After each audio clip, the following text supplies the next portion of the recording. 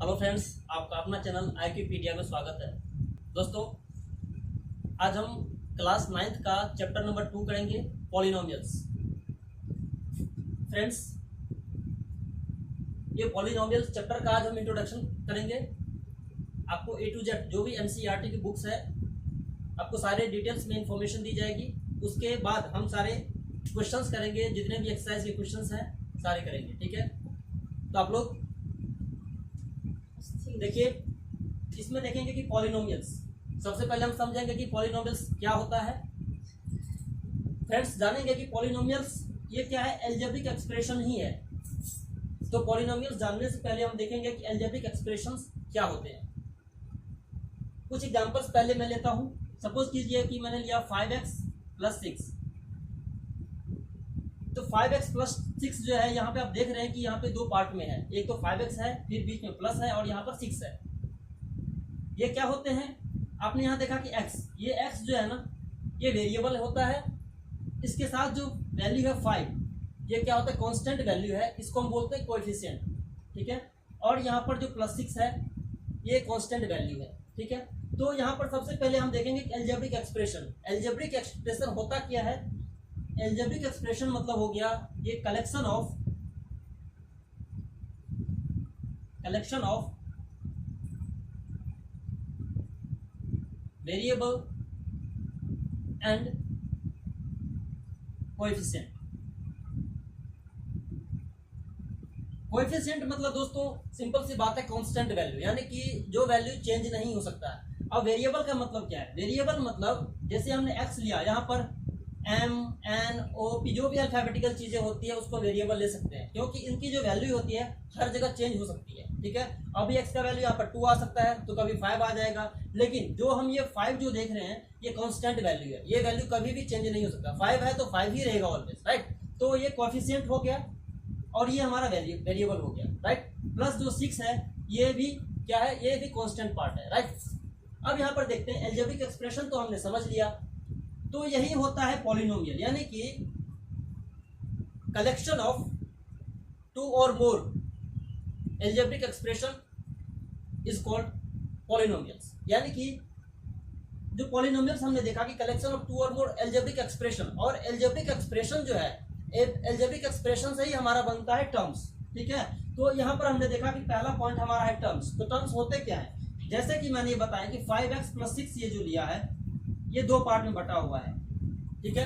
तो किसी भी पॉलिनोमियल्स में जितने पार्ट्स में ये बटे होंगे, अगर मैं इसी को दूसरा एग्जांपल में लूं, जैसे 5x² + 6x + 7 हमने लिया, मान लीजिए, तो यहाँ पर 3 पार्ट है। तो यहाँ पे कितने टर्म्स हो गए? 3 टर्म्स हो गए, ठीक है। अगर सिंगल ही होता, मान लीजिए x³ ही होता सपोज, तो यहाँ पर सिंगल टर्म हो गया। तो आपको टर्म समझ में आ गया होगा। आगे जो पॉइंट है कोएफिशिएंट, मैंने यहाँ पर जो भी इंपॉर्टेंट पॉइंट्स है सारे यहाँ पर नोट डाउन मैंने कर लिया है। एक एक चीज मैं आपको समझाते जाऊंगा और आप सबका सारा डाउट क्लियर होगा। इसको आप समझ जाएंगे अच्छे से, तो फिर आपको एक्सरसाइज करने में कोई प्रॉब्लम नहीं होगी, राइट। हमने देख लिया टर्म्स। कोएफिशिएंट मैंने पहले ही बता दिया, जो वेरिएबल के साथ जो कांस्टेंट पार्ट होते हैं वही उसका क्या कहलाता है, कोएफिशिएंट कहलाता है, ओके। तो ये भी आपको समझ में आ गया होगा। अब आगे देखते हैं कांस्टेंट पॉलिनोमियल। दोस्तों, मैं बात करूं कांस्टेंट पॉलिनोमियल की, तो कांस्टेंट पॉलिनोमियल आपको नाम से ही समझ में आ रहा होगा कि कांस्टेंट मतलब मैंने अभी बताया था कि फिक्स वैल्यूज, जो फिक्स वैल्यूज होते हैं। जैसे मैंने लिया कि 5x + 6 यहाँ पर लिया था एग्जांपल। अब यहाँ पर देख रहे हैं कि यहाँ तो वेरिएबल है, ठीक है। इसको हम छोड़ देंगे, इस पार्ट की हम बात करते हैं। यानी कि जो 6 जो है, ये क्या है, कांस्टेंट पार्ट है। इसकी वैल्यू कभी चेंज नहीं हो सकती। 6 है तो हमेशा 6 ही रहेगा। तो इसी टाइप के जो भी नंबर्स वाले पार्ट होंगे वो आपके क्या कहलाएंगे, कांस्टेंट पॉलिनोमियल्स कहलाएंगे, ओके। 2, 3, -5, -8, यानी कि प्लस माइनस में किसी भी चीज में लेंगे तो वो कांस्टेंट पॉलिनोमियल ही आपका कहलाएगा। नेक्स्ट देखते हैं जीरो पॉलिनोमियल। तो दोस्तों, जीरो पॉलिनोमियल का मतलब क्या होता है? हाँ, इससे पहले मैं एक चीज बताना चाहूंगा, कांस्टेंट पॉलिनोमियल में क्या इसमें वेरिएबल हो सकते हैं कि नहीं? दोस्तों, मैं बताना चाहूंगा इसमें, जैसे हमने 2 लिया, आपको पता होगा कि किसी भी नंबर का पावर अगर 0 होता है, यानी कि उसका अगर एक्सपोनेंट 0 होता है, मान लिया हमने 5 का पावर 0 लिया, 6 का 7 का पावर 0 लिया, इसकी वैल्यू हमेशा 1 होती है। किसी भी नंबर का पावर आप देखेंगे तो वो 0 अगर पावर में होगा तो उसकी वैल्यू 1 ही होगी। 1000 का पावर अगर हम लें एक्सपोनेंट अगर इसका 0 है तो यहाँ पर इसकी भी वैल्यू क्या होगी 1। तो ये कहाँ से आया है, ये आपको अपने एक्सपोनेंट्स एंड पावर में पढ़ा होगा, x का पावर 0। x का पावर जब किसी भी नंबर का आता है तो वो आपके क्या होते हैं, उसके वैल्यूज 0 हो जाते हैं, सॉरी 1 हो जाते हैं, यानी कि x की पावर 0 इज इक्वल टू 1। ठीक है, तो यहीं पर आप देखेंगे कि जो कांस्टेंट पॉलिनोमियल्स होते हैं उसके जो वेरिएबल होते हैं x की पावर, उसका पावर क्या होता है 0 होता है, इसलिए यहाँ पर 2 into 1 इज इक्वल टू 2 हो जाएगा, राइट। तो ये किसी भी चीज में, किसी भी जो कांस्टेंट पॉलिनोमियल्स होंगे उसमें कोई अगर पूछेगा कि उसका वेरिएबल क्या होता है तो x का पावर 0 में आप लेंगे उसको, ठीक है। उसका पावर कोई नहीं, तो उसका डिग्री नहीं होता, 0 डिग्री होता है उसका, उसके वेरिएबल का डिग्री क्या होगा तो 0 होगा। यहाँ पर देख रहे हैं इसको डिग्री बोलते हैं, इसके ऊपर भी हम आएंगे। अब बात करते हैं जीरो पॉलिनोमियल क्या होता है। दोस्तों जीरो पॉलिनोमियल को आप एक तरह से कांस्टेंट पार्ट में ही काउंट कर सकते हैं, क्योंकि जीरो एक नंबर होता है, ये जीरो किसी भी नंबर को, किसी भी वेरिएबल को, किसी भी नंबर को मल्टीप्लाई करेंगे तो हमेशा क्या होगा, वो जीरो ही होगा, मान लीजिए, ठीक है ना। तो जीरो ही होगा, इसीलिए इसका कोई अलग वैल्यू नहीं होता है, तो जीरो पॉलिनोमियल को हम जीरो ही मानते हैं, राइट। तो इसमें कुछ अलग नहीं था, सिंपल सी बात है, समझ में आ गया होगा आपको। अब आते हैं degree of the polynomial, most important चीज है ये। आपके जो चैप्टर करेंगे आप एक्सरसाइज नंबर 2.1 होगा, उसमें आपको सबसे पहले यही क्वेश्चन आपको दिखाएगा, सेकंड या थर्ड क्वेश्चन है डिग्री ऑफ द पॉलिनोमियल, ये क्या होते हैं इसके ऊपर हम बात करेंगे, ठीक है। तो डिग्री ऑफ द पॉलिनोमियल मतलब हो गया, सपोज करते हैं degree of the polynomial, polynomial next मैं मान लेता हूं एक तरह से। अब देखिए 2x cube plus 3x square plus 7x plus 5, मैंने ये एक एग्जांपल लिया है। तो देखिए डिग्री ऑफ द पॉलिनोमियल मतलब होता है, सिंपल सी बात है, जो हाईएस्ट पावर होता है ना वही उसका डिग्री कहलाएगा।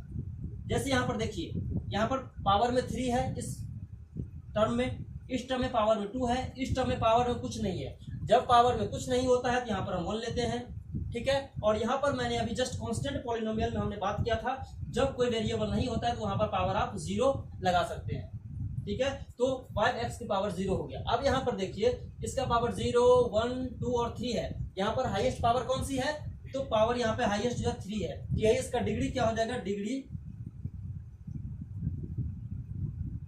इसका 3 हो जाएगा, यही आपका आंसर हो गया। इसमें आपको क्वेश्चंस भी मिलेंगे, तो आई होप कि आपको डिग्री ऑफ पॉलिनोमियल समझ में आ गया होगा, ठीक है। अब जो आते हैं टाइप्स ऑफ पॉलिनोमियल की, अभी जो हमने पॉलिनोमियल्स के अलग अलग पार्ट में हमने देखा कि हमें पॉलिनोमियल्स में क्या क्या चीजें होती है, हमने क्या क्या समझा इसमें, ठीक है। अब आते हैं इसके टाइप्स की।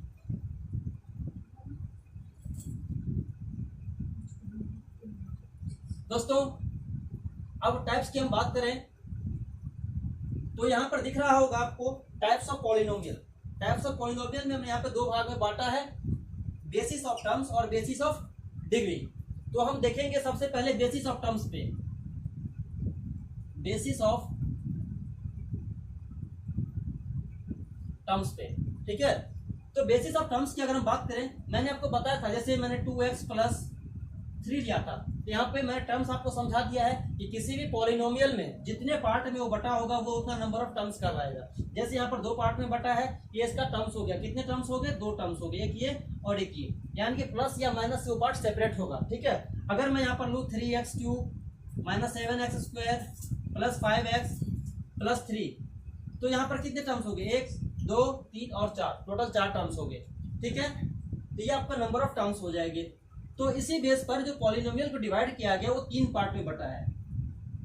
कितने पार्ट्स में, 3 पार्ट में। पहला होता है मोनोमियल, पहला होता है आपको मोनोमियल, पहला हो गया मोनोमियल। सेकंड हो गया आपका बाइनोमियल, और थर्ड में हो गया आपका ट्राइनोमियल। मोनोमियल में इसमें सिंगल टर्म यानी कि 1 टर्म हो जाएगा, बाइनोमियल में यहाँ पे 2 टर्म्स हो जाएंगे, और यहाँ पे ट्राइनोमियल में 3 टर्म्स हो जाएंगे। सिंपल सी बात है। 1 टर्म मतलब मैं मान लिया एग्जांपल के तौर पर, यहाँ पे देखो जैसे हमने लिया 7x मैंने ले लिया, ये हो गया आपको 1 टर्म का एग्जांपल हो गया, यानी कि मोनोमियल का एग्जांपल हो गया। यहीं पर अगर हम बात करें टू ट्राइनोमियल की, सॉरी बाइनोमियल की, इसमें टू टर्म्स हो जाएंगे। यहाँ पर देख सकते हैं 2x² + 5x मैंने लिया। यहाँ पर ये क्या हो गया, बाइनोमियल का एग्जांपल हो गया। और ट्राइनोमियल की अगर हम बात करें तो यहाँ पे ले x³ - 7x² + 2, ये हो गया आपका ट्राइनोमियल का एग्जांपल। इसमें बहुत सारे एग्जांपल्स आप देख सकते हैं, अपने मन से भी बना सकते हैं और बुक के हेल्प के थ्रू भी आप अलग अलग एग्जांपल्स ले सकते हैं। ठीक है, अगर हम बात करते हैं बेसिस ऑफ डिग्री की बात करें,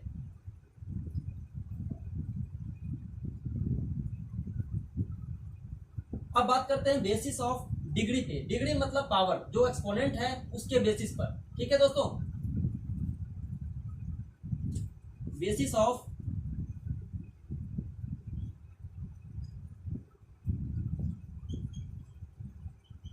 डिग्री, तो इसमें भी 3 पार्ट होता है। पहला होता है लीनियर पॉलिनोमियल, इसको बोलेंगे लीनियर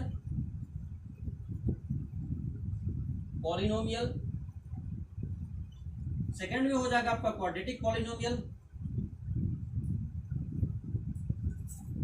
क्वाड्रेटिक पॉलिनोमियल। और तीसरा हो गया आपका क्यूबिक पॉलिनोमियल।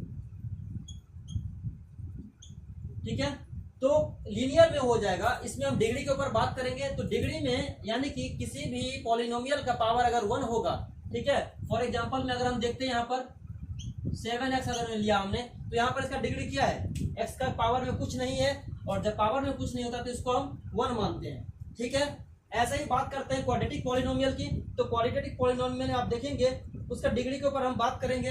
अगर इसका डिग्री मैं मान लिया कि 2x² + 3x हमने लिया, ठीक है, इसमें टर्म्स का मैटर नहीं होगा, 3 टर्म्स 4 टर्म्स जो भी है वो हो सकते हैं, वो डिग्री के ऊपर डिपेंड करेगा। अगर हमने यहाँ पर 2x² + 3x + 2 मान लेते हैं या कुछ भी मान लें आप, यहाँ पर देखेंगे ये डिग्री, या हो सकता है कि सिर्फ x² भी ले सकते हैं। नंबर ऑफ टर्म्स इसमें मैटर नहीं करेगा, इसमें सिर्फ मैटर करेगा आपका पावर। ठीक है, तो यहाँ पर डिग्री हमने देख लिया, क्वाड्रेटिक का पार्ट में 2 हो गया। अब बात करते हैं क्यूबिक पॉलिनोमियल। तो क्यूबिक पॉलिनोमियल में भी होता है आपका, यहाँ पर देखेंगे सिर्फ डिग्री पे ही ऊपर बात करेंगे। -2x³ मैंने अगर एग्जांपल में ले लिया, एक एग्जांपल हो गया ये। सेकंड एग्जांपल की अगर हम बात करें तो 7x³ - 3x² + 7x + 5, कुछ भी ले सकते हैं, बस यहाँ पर सिंगल जो है ना पार्ट, यहाँ पे क्यूब वाला जो पार्ट है सबका, वो 0 नहीं होनी चाहिए। ठीक है, बस बेसिक सा फंडा यही है। अगर बात करते हैं कुछ अलग से, मैं बात करूं, समझाऊं आप लोगों को,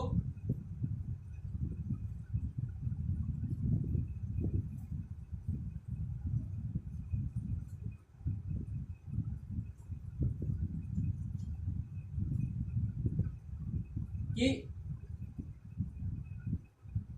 किसी भी पॉलिनोमियल का जो मेन चीज होता है वो उसका पावर ही होता है, चाहे वो मोनोमियल में हो, बाइनोमियल में हो, ट्राइनोमियल में हो, क्योंकि उन समय कम से कम सिंगल पावर तो होता ही है। ठीक है दोस्तों, यहाँ पर अगर मैं बेसिक बात करूं फॉर्मूला की, जो पॉलिनोमियल का जो बेसिक फॉर्म होता है वो होता है आपका an xn + an - 1 xn - 1 a1x + a0, ये इसका बेसिक फॉर्म होता है किसी भी पॉलिनोमियल का। ठीक है, अब यहाँ पर अगर हम देखें a0 यहाँ पर है, यहाँ पर ये जो है ना पहला वाला पार्ट, ये आपका 0 नहीं होना चाहिए, ये हमेशा जो है ना अपने फॉर्म में होनी चाहिए, यानी कि where an is not equal to 0। अगर ये 0 हो जाएगा तब की कोई भी पार्ट इसमें पॉलिनोमियल में नहीं आएगा, इसलिए आपका ये चीज जो है ना an is not equal to 0। ठीक है, आप सबको समझ में आ गया होगा। अगर मैं कोई एग्जांपल लूं, जैसे मैं बोलता हूं √x + 5, क्या ये पॉलिनोमियल हो सकता है या नहीं होगा? आप खुद सोचिए, रूट की वैल्यू कितनी होती है? रूट की वैल्यू 1/2 होती है। इसको सेकंड फॉर्म में हम लिख सकते हैं x का पावर ½ + 5। क्या ये पॉलिनोमियल हो सकता है? तो दोस्तों मैं बताऊंगा कि ये पॉलिनोमियल नहीं होगा, नॉट पॉलिनोमियल। क्यों नहीं होगा? क्योंकि इसका जो पावर है, ये डिग्री जो आप देख रहे हैं, ये कोई होल नंबर नहीं है, यानी कि किसी भी पॉलिनोमियल के लिए जो उसकी पावर होनी चाहिए वो होल नंबर में होनी चाहिए। अब होल नंबर का मतलब जानते होंगे आप, ये नंबर 0 से स्टार्ट होते हैं, 0 1 2 3 4 5 जो भी है, ये चीजें होनी चाहिए। ठीक है, तो आप सबको समझ में आ गया होगा, ये बेसिक हमने कर लिया सारी चीजें। ठीक है, आप सबको समझ में आ गया होगा आई होप। और इसके नेक्स्ट वीडियो जो आएगा उसमें हम एक्सरसाइज करेंगे और कुछ मोस्ट इंपोर्टेंट क्वेश्चंस करेंगे। आप लोग चैनल पे बने रह सकते हैं। आप सबका बहुत बहुत धन्यवाद इस वीडियो को देखने के लिए। जय हिंद, जय भारत दोस्तों।